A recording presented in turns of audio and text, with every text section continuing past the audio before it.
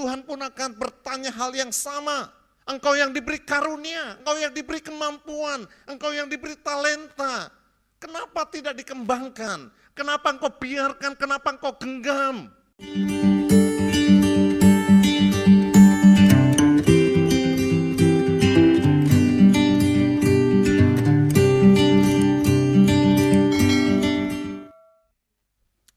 Sekali lagi saya sapa shalom. Bapak Ibu yang di rumah, saya percaya kita semuanya diberi kekuatan, kesehatan, kesegaran untuk beribadah hari ini. Bapak Ibu Saudara yang dikasihi oleh Tuhan, ini adalah minggu terakhir di bulan Februari dan ini adalah minggu terakhir kita berbicara tentang menjadi manusia baru. Sebuah topik yang kita pelajari dalam 1 bulan penuh ini, bagaimana kita hidup sebagai orang yang telah menjadi ciptaan baru, yang telah menjadi manusia baru di dalam Tuhan. Saya berdoa dan berharap bahkan setiap hari memberikan renungan-renungan supaya hidup kita makin lama makin berubah, menjadi manusia baru yang menyukakan hati Allah dan menjadi berkat bagi manusia. Nah, hari ini kita akan mempelajari bagaimana corak atau ciri manusia baru itu. Ada di dalam Roma pasal yang ke-12 ayat 1 sampai dengan ayat yang ke-3. Mari kita buka firman Tuhan dalam Roma 12 ayat 1 sampai 3. Demikian bunyi firman Tuhan. Karena itu saudara-saudara, demi kemurahan Allah, aku menasihatkan kamu supaya kamu mempersembahkan tubuhmu sebagai persembahan yang hidup, yang kudus, dan yang berkenan kepada Allah. Itu adalah ibadahmu yang sejati. Janganlah kamu menjadi serupa dengan dunia ini, tetapi berubahlah oleh pembaharuan budimu, sehingga kamu dapat membedakan manakah kehendak Allah, apa yang baik, yang berkenan kepada Allah, dan yang sempurna. Ayat 3. Berdasarkan kasih karunia yang dianugerahkan kepadaku, aku berkata kepada setiap orang di antara kamu, janganlah kamu memikirkan hal-hal yang lebih tinggi daripada yang patut kamu pikirkan, tetapi hendaklah kamu berpikir begitu rupa, sehingga kamu menguasai diri menurut ukuran iman yang dikaruniakan Allah kepada kamu masing-masing. Haleluya. Nah, Bapak Ibu Saudara, dalam ayat firman Tuhan yang kita baca hari ini, kita akan melihat corak atau ciri manusia baru. Sembari kita mengevaluasi lama, seberapa lama kita menjadi pengikut Tuhan, apakah ciri-ciri atau corak karakter dari manusia baru ini sudah menjadi bagian kita. Dan bagi Bapak Ibu Saudara yang baru mengenal Tuhan 1-2 bulan ini, mari kita bertumbuh untuk menjadi manusia baru yang Tuhan harapkan bagi kita. Yang pertama, orang yang menjadi manusia baru itu cirinya kesukaannya beribadah. Kesukaannya beribadah. Dalam ayat yang pertama tadi dikatakan, karena itu saudara-saudara, demi kemurahan Allah aku menasihatkan kamu supaya kamu mempersembahkan tubuhmu sebagai persembahan yang hidup, yang kudus dan yang berkenan kepada Allah. Itu adalah ibadahmu yang sejati. Kata kunci di dalam ayat 1 ini adalah ibadahmu yang sejati. Jadi ibadah kita itu diharapkan menjadi ibadah yang sejati, ibadah yang sesungguhnya. Bukan ibadah yang sekedar rutinitas. Dan itulah yang Tuhan tuntut bagi manusia baru. Nah, ibadah yang sejati didasarkan pada kemurahan Tuhan. Bapak Ibu Saudara, kalau kita belajar dalam surat Roma ini sangat menarik.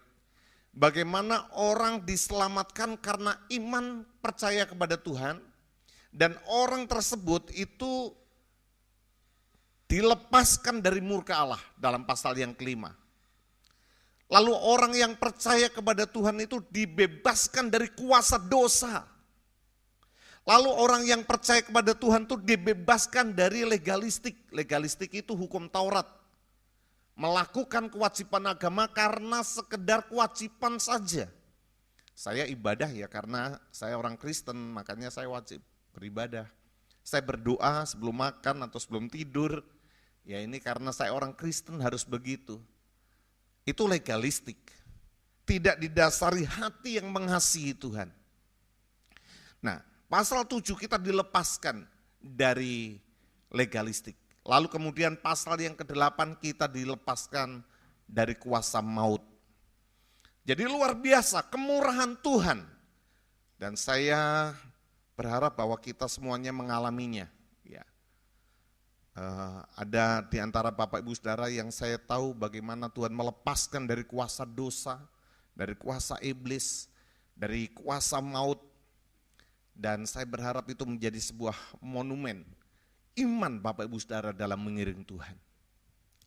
Jadi setelah kita mengalami kemurahan Tuhan yang sedemikian rupa, itu menjadi dasar untuk kita beribadah kepada Tuhan. Kesukaan kita ialah untuk beribadah, untuk menyembah kepada Tuhan. Bapak Ibu Saudara, kalau kita perhatikan dalam perjanjian lama, dari sejak orang Israel dikeluarkan dari Mesir, Tuhan sudah memerintahkan pada mereka untuk beribadah kepada Allah yang hidup. Tidak beribadah kepada Baal, kepada Asyera, kepada dewa-dewi yang disembah oleh orang Kanaan, tapi kepada Allah yang hidup.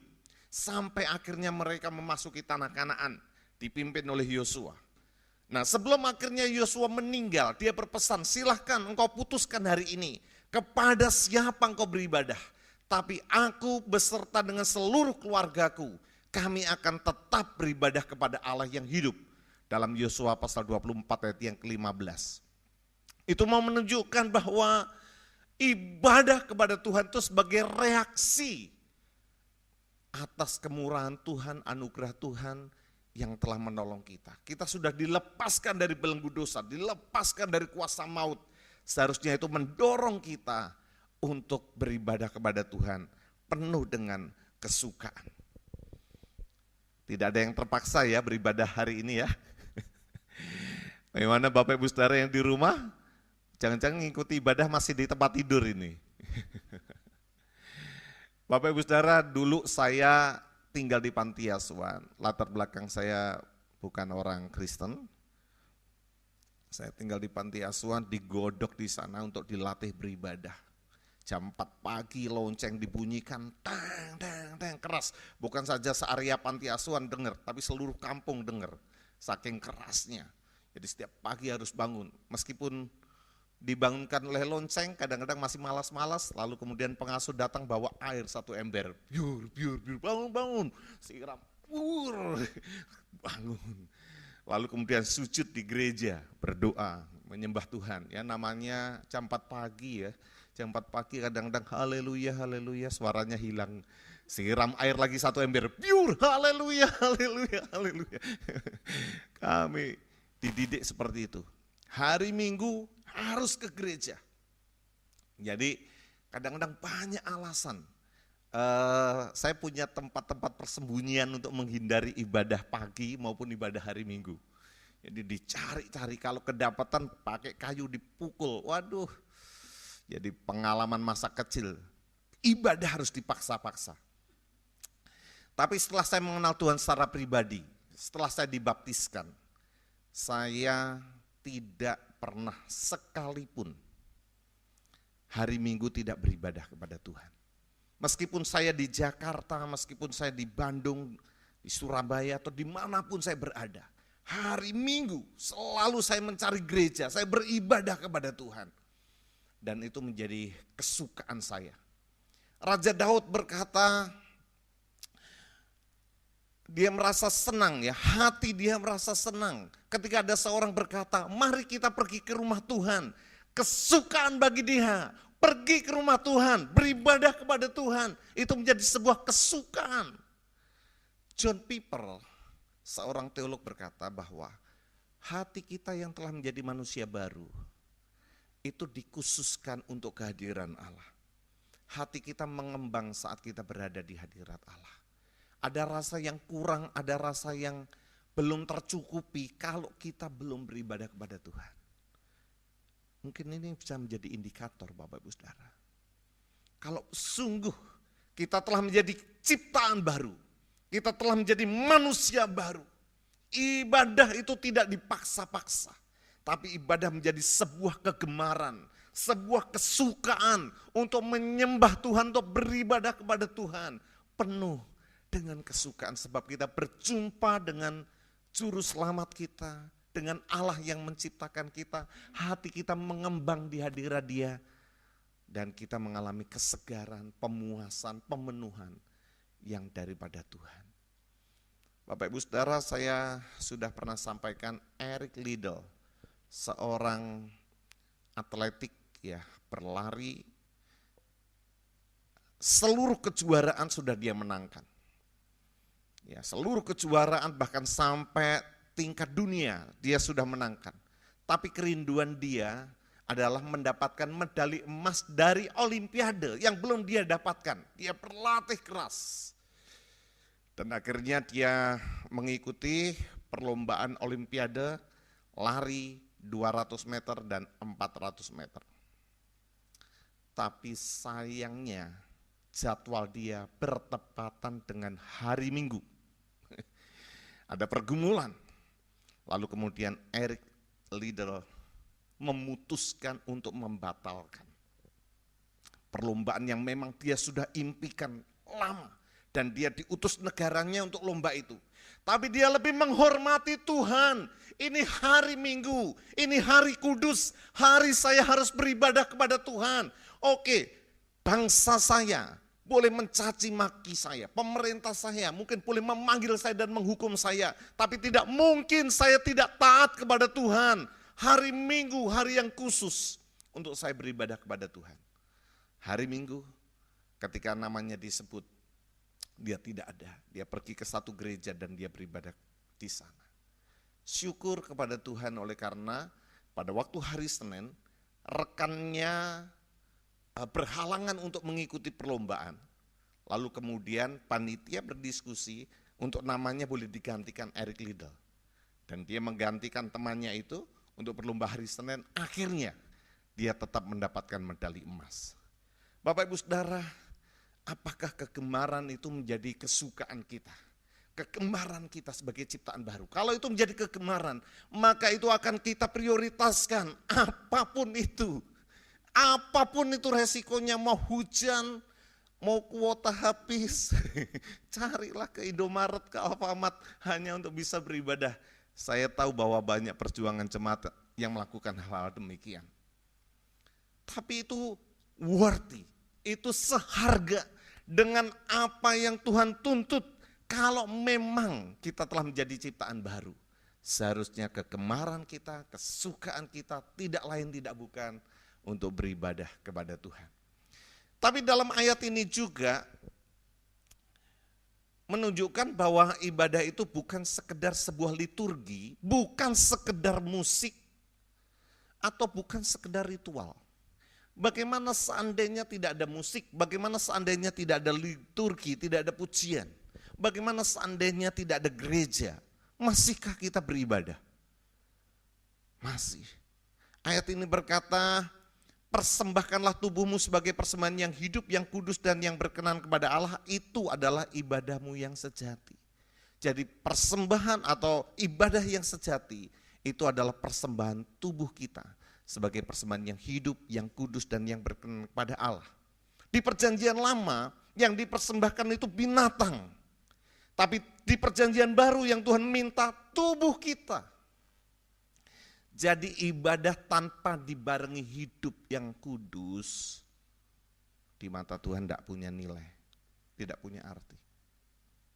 Saudara bisa hadir di gereja ini tapi hatimu penuh dengan kebencian, Tuhan memandang ibadahmu tidak punya nilai. Saudara hadir di tempat ini tapi kita masih menyimpan dosa dan kita berpikir orang lain yang pasti tidak tahu, ibadahmu bukan ibadah yang sejati. Ibadah yang sejati penuh dengan kesungguhan, menyembah memuji Tuhan tapi dibarengi dengan sikap hati, menjaga hidup kudus di hadapan Tuhan. Itulah sebabnya pengkhotbah berkata, jagalah langkahmu apabila kamu hendak pergi ke rumah Tuhan. Kita harus memeriksa, mengevaluasi diri kita. Tuhan, adakah saya sesuatu yang saya harus bereskan? Jujur Bapak Ibu Saudara bahwa kita tidak selalu hati kita ini berkenan kepada Tuhan. Kadang-kadang iblis itu mencobai ya. Kami di rumah itu heran ya, kalau setiap hari Minggu kok rasanya tegang sekali. Tegang sekali, ayo mandi. Wah, kemudian mulai monyong itu, naik mobil ambil monyong ya. Aduh, mau melayani ini Tuhan, jaga hati. Karena apa? Saya sadar ketika saya bisa melayani, saya bisa berkhotbah, saya ibadah. Tapi kalau saya tidak menjaga hati saya di hadapan Tuhan, sesungguhnya ibadah itu tidak berkenan kepada Tuhan. Jadi lebih daripada sekedar ritual, lebih daripada sekedar liturgi, lebih daripada sekedar musik atau pujian, ibadah itu termasuk menyerahkan tubuh yang hidup, yang kudus, dan yang berkenan kepada Tuhan. Yang kedua Bapak Ibu Saudara, ciri dari manusia yang sejati, karakternya berubah. Jadi kalau yang pertama kesukaannya beribadah, yang kedua karakternya berubah. Jadi ini 3KB. 3KB ya. Jadi kesukaannya beribadah, kedua karakternya berubah. Nah, di dalam ayat yang kedua tadi dikatakan janganlah kamu menjadi serupa dengan dunia ini, tetapi berubahlah oleh pembaharuan budimu, sehingga kamu dapat membedakan manakah kehendak Allah, apa yang baik, yang berkenan kepada Allah, dan yang sempurna. Jadi penekanannya di situ, berubahlah oleh pembaharuan budimu. Saya sudah pernah sampaikan bahwa kata berubahlah dalam bahasa Yunaninya adalah metamorphoste. Metamorphoste itu dari akar kata metamorfosis. Dan sebagian besar dari kita pasti mengenal istilah ini ketika kita duduk di SD sekalipun ya. Sudah diajari apa itu metamorfosis, di SMP juga kita diajari. Ulat itu binatang yang menjijikkan.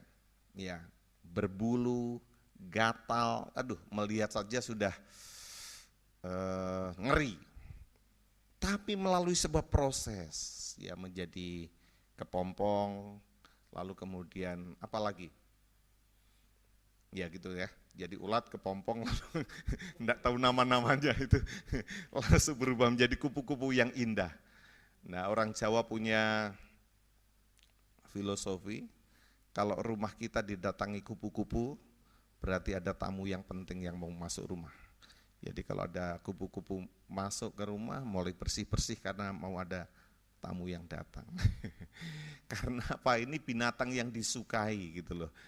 Saya tidak membenarkan mitos itu, tapi hanya mau berkata, kalau ada ulat masuk ke rumah, wah segera kita bunuh, segera kita sapu, segera kita buang. Tapi kalau ada kupu-kupu yang masuk, kita biarkan. Karena apa? Indah.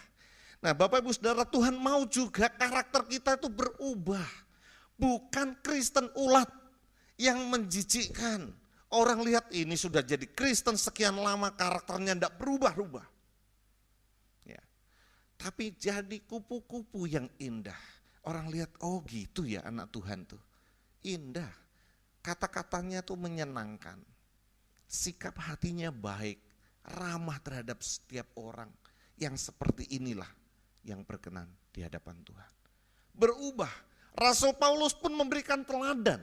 Sebelum dia menjadi seorang rasul, dia adalah seorang pembunuh dan penganiaya orang-orang yang mengikut jalan Tuhan. Stefanus mati pertama, martir pertama, adalah orang yang mati atas persetujuan dari Paulus. Ya, jadi orang-orang yang membunuh meletakkan jubah Stefanus itu di kaki Saulus waktu itu. Karena kematian Stefanus atas perintah dari Saulus. Seorang pembunuh, seorang penganiaya, tapi setelah dia menerima Kristus menjadi ciptaan baru, dia diubahkan. Karakternya menjadi indah. Dia terkenal lemah lembut. Pada waktu di Korintus, ada orang-orang yang memfitnah dia.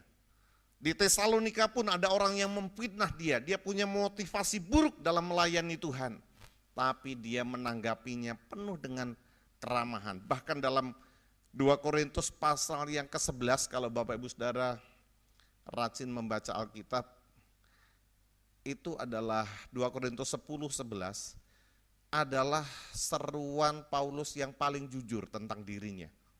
Betapa dia berkata, aku berkata seperti orang gila dalam menanggapi para penyerang-penyerang dia.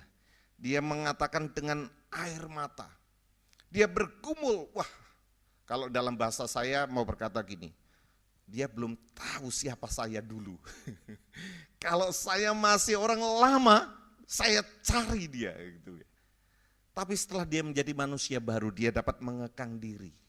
Dia dapat mengendalikan emosinya, dia dapat mengendalikan marahnya. Mengapa? Sebab dia telah menjadi ciptaan baru.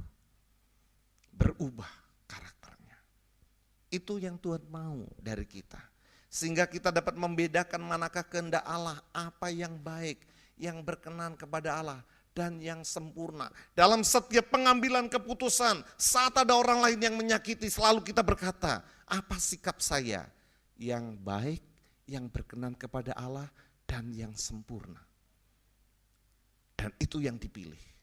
Tidak menuruti emosinya, tidak menuruti kemarahannya, tapi selalu mencari apa yang memperkenankan hati Tuhan. Dan itulah yang dilakukan. Karakternya berubah. Bapak Ibu Saudara yang sudah menikah boleh bertanya kepada suami, kepada istri. Mi, sejak saya percaya Yesus, ada enggak perubahan dalam karakter saya? Ya, jujur. Juga istrinya, Pi, lihat enggak ada yang berubah enggak dalam diri saya? Kalau istrinya berkata, sama aja tuh. Masih suka kata-katanya kasar, masih suka begini-begini. Ya itu adalah evaluasi. Kita memperbaiki diri. Ya, berubahlah oleh pembaruan budimu. Mengapa ditekankan oleh pembaruan budimu? Itu adalah berkaitan dengan akal kita. Jadi kesiapan untuk menerima firman Tuhan. Firman Tuhan mengubah akal kita. Lalu akal kita itulah yang akan mempengaruhi perasaan dan tindakan kita. Kita tahu ya, manusia ada 3 aspek: pikiran, perasaan, kehendak yang melahirkan perbuatan. Jadi kalau pikiran kita, akal budi kita dibaharui oleh firman Tuhan, itu mempengaruhi perasaan kita akan mendorong dalam tindakan, kehendak untuk melakukan sebuah tindakan. Pembaharuan diawali dari pikiran. Kalau tidak pernah membaca Alkitab, bagaimana mungkin hidup kita diubahkan, karakter kita diubahkan. Kalau jarang-jarang untuk ikut ibadah, ikut persekutuan, bagaimana mungkin hidup kita diubahkan? Ciri dari manusia baru, karakternya berubah. Kemudian yang ketiga, Bapak Ibu Saudara, KB yang ketiga adalah keinginannya berbuah. Ya. Jadi kesukaannya beribadah, yang kedua karakternya berubah, yang ketiga keinginannya berbuah. Tidak puas hidup ini kalau tidak menghasilkan sesuatu. Tapi rindu hidupnya berbuah bagi Tuhan.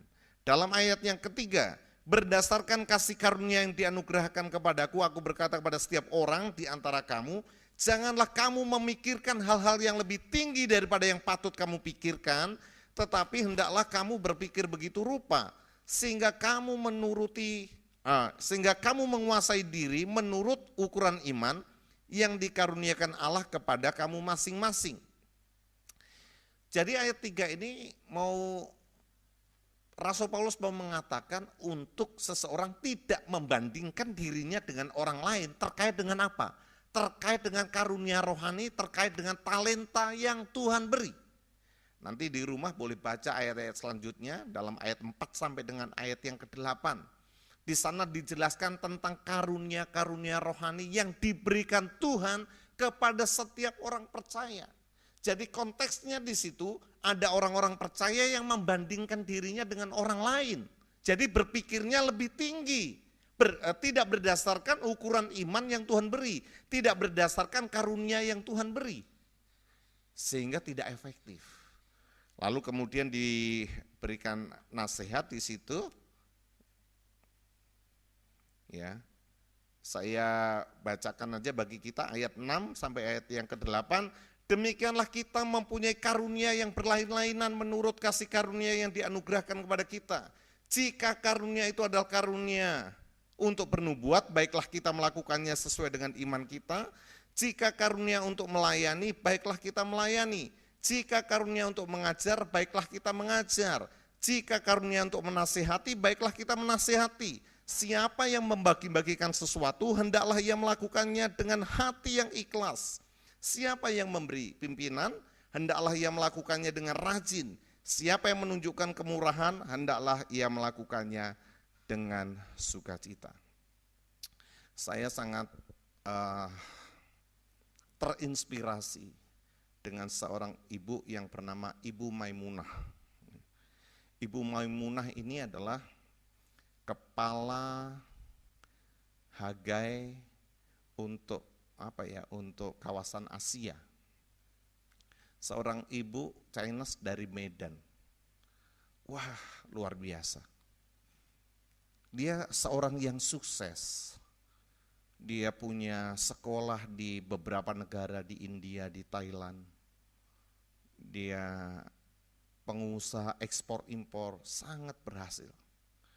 Tapi kemudian dia memutuskan untuk melayani Tuhan di Hagai. Dia seorang ibu yang bagi saya terbaik dalam menyampaikan ceramah-ceramah seminarnya, sangat menarik. Pak Lindo pernah ya, Bu Maria pernah ya dengar Ibu Maimunah, kalau mendengar ceramah 2 jam, 3 jam, enggak terasa, sangat menarik. Dia menjadi berkat dimanapun ibu ini berada, bukan hanya di Indonesia, tapi di seluruh dunia dia diundang. Satu, ketika dia berkesempatan untuk menyampaikan apa yang menjadi tujuan hidupnya, dia berkata, saya ingin semua yang saya miliki habis sampai saya pulang itu dengan tangan kosong. Sebab semuanya sudah saya serahkan kepada Tuhan, sampai tidak ada yang saya genggam lagi. Baik hartanya, baik seluruh talentanya, mau dimaksimalkan sampai habis. Sehingga dia boleh puas, Tuhan, saya sudah maksimal, saya sudah serahkan hidup saya sepenuhnya kepada Engkau. Waduh, saya terinspirasi sekali. Dan saya rindu hidup saya seperti itu. Saya rindu seluruh kemampuan saya, seluruh apa yang saya bisa untuk Tuhan, untuk Tuhan, untuk Tuhan, untuk Tuhan. Sehingga pulang dengan lepas, kosong, semuanya sudah diberikan kepada Tuhan. Bagaimana dengan kita? Seringkali Tuhan memberi kita karunia, tapi kita pegang. Sama seperti seorang yang diberi talenta, 1 talenta disimpan di bawah tanah. Ya. Sampai ketika tuannya datang digali lagi lalu diberikan, ini talenta yang Tuhan berikan. Ya ampun. Makanya tuannya menjadi murka dan marah. Kenapa tidak kau berikan saja kepada mereka yang mengembangkan talenta itu? Kenapa engkau sembunyikan? Tuhan pun akan bertanya hal yang sama. Engkau yang diberi karunia, engkau yang diberi kemampuan, engkau yang diberi talenta. Kenapa tidak dikembangkan? Kenapa engkau biarkan, kenapa engkau genggam? Orang yang menjadi ciptaan baru, keinginannya berbuah.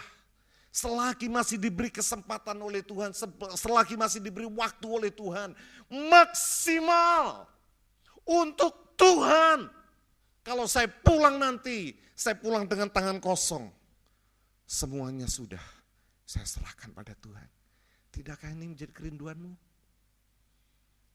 Keinginan terbesar orang yang menjadi ciptaan baru, menyenangkan hati Tuhan dari apa yang dia bisa. Bapak Ibu Saudara, kiranya firman Tuhan ini mengingatkan kita, mengevaluasi kita. Ciri dari orang yang menjadi ciptaan baru, kesukaannya beribadah, karakternya berubah, dan keinginannya berbuah bagi Tuhan. Kita tunduk kepala, kita berdoa.